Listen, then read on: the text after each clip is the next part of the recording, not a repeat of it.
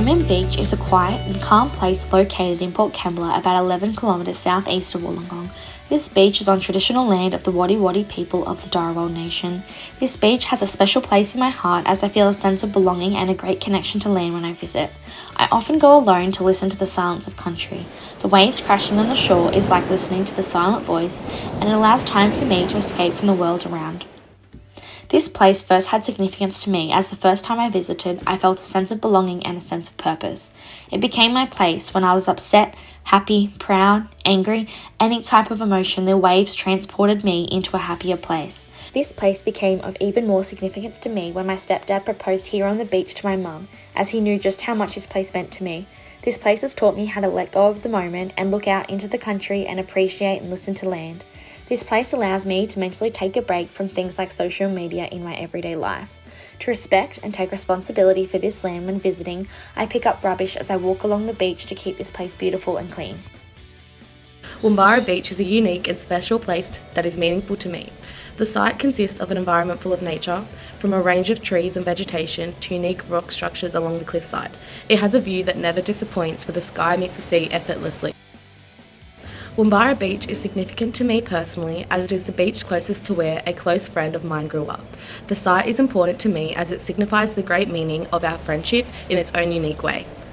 Woombarra is not only a site that is cherished by me, but also by the Aboriginal and Torres Strait Islanders, specifically the Dharawal country, as Woombarra means black duck in Dharawal language. The site is of great worth to the education of individuals, as Woombarra demonstrates the history of country within the Illawarra, and is the habitat to many animals, flora and fauna, educating individuals on the living things native to the area. The most common place to experience and become educated upon these native animals is the Symbio Zoo within Woombarra, that is the home to eastern grey kangaroos, koalas, reptiles and much more. Hervey Bay in Queensland is a place where I feel like I can escape the madness of the world that is happening around me. It's a place that has significance to me because it's been like a second home. It's somewhere that allows me to stop time and realise the incredible country that we live in and call home.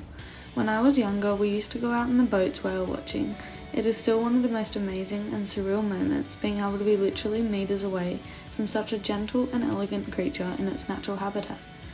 One year when we went up, I learnt the importance of conservation and wildlife protection, and we were told on the boat that Hervey Bay is the world's first whale heritage site because of the sustainable and responsible whale watching practices. They focus on the protection of the migrating whales and dolphins, which is of huge importance not only to our ecosystem but also to me. Is found in the rural locality of Darks Forest in Dharawal National Park, located approximately 50 kilometres south of Sydney, New South Wales. This place and country is special to me as it makes me feel relaxed and free from judgment, criticism and reality. I often visit the waterfall by myself to breathe, take a moment and drown out the loud by focusing on the sounds and sights of the beautiful nature that surrounds me. The first visit I had was the day of my cousin's funeral, where I placed flowers into the stream, said my final goodbyes and watched them fall away. At that moment, a flock of rosellas, who indicate love and a shared journey, flew from where the flowers fell, and I knew that Todd was trying to communicate with me through the country, and I listened. Every time I felt overwhelmed, sad, angry, happy and any feeling, I would call Todd, and now I come here to talk to him because I know he will always be here with me. This special place has taught me to relax, take deep breaths and has shown me that the country speaks to us on a magnitude of levels. We just need to listen. To show my thanks and respect, I leave everything in its place and do not stray from the track, as this would diminish the surrounding beauty of this special place. In relation to the concepts we've learned in class, our group has established that there are both similarities and differences in the way that individuals connect with the land.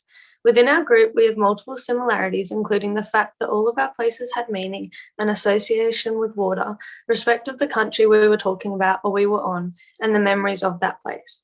Individually, we all had different reasons as to why the place was significant to us and why we went there. Leah and I connected to memories of family trips to our places, whilst Georgia and Chelsea connected to the loss of a close person and the specialty of that place to the person and therefore themselves.